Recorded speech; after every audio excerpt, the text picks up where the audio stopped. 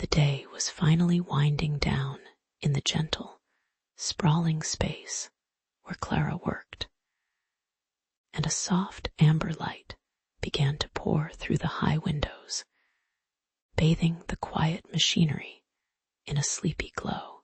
One by one, the last few workers gathered their things, their footsteps padding softly away, until only Clara remained, finishing up a small task by the last working light.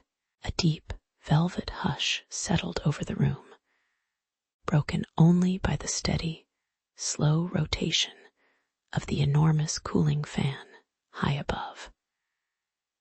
It was a friend, always turning, always moving the air in a gentle, rhythmic sigh. Clara sighed happily, feeling the peacefulness of the empty room surround her. She stretched her arms, enjoying the silence. It was then, just as she picked up her bag, that she heard it, a sound as light as a dragonfly's wing hitting silk. A soft puff of breath that didn't quite belong to the air itself. She paused, tilting her head, wondering if it was just the building settling down for the night.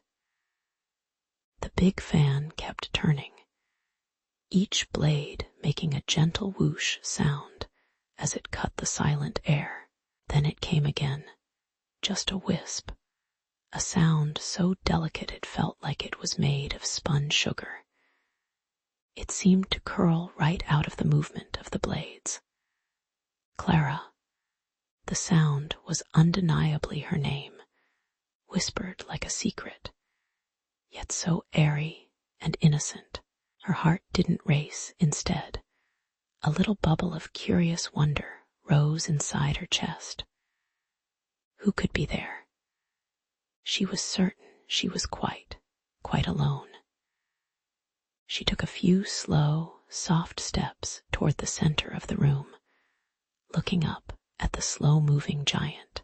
The metal surface of the fan blades caught the faint amber light, reflecting it like sleepy eyes. She waited, watching the smooth, slow motion.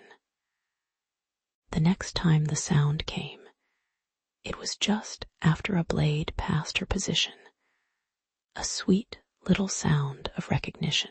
Clara, it whispered again, almost like a sleepy greeting. Clara smiled a very small, quiet smile. She realized that the huge fan wasn't speaking words at all. It was simply a very polite collector of sound.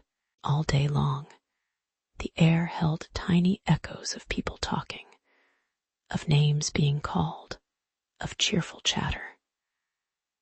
Now that everything was quiet, the giant fan, moving so slowly and deliberately, was gently letting those tiny pieces of sound escape, one sleepy whisper at a time. It was the air itself, having a small, tired dream. It wasn't a warning or a mystery to be solved, but a quiet, magical farewell from the day. She listened to the hum of the mechanism, now imagining it singing a soft lullaby to the resting machines. The sound seemed to promise that everything was safe and tucked in for the night. The fan was simply holding her name gently in the currents of air, waiting to release it again just before the sunrise. Clara gave a small, respectful wave to the massive, gentle spinner above her head.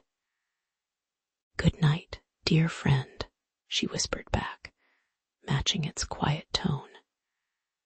She felt completely peaceful, knowing that the friendly machine would continue its slow, quiet vigil, guarding the silence and whispering sweet echoes until the morning came again, and the room was full of noise and light once more. As Clara tiptoed out, leaving the room to the soft, gentle turning. She carried the thought of the whispering breeze with her. It was a sweet, comforting secret, like a tiny floating feather promising the most delightful and calm dreams, filled with gentle sounds and quiet, turning circles that lead only to deep, restful sleep. Sleep now, little one, and may your dreams whisper only soft, beautiful things.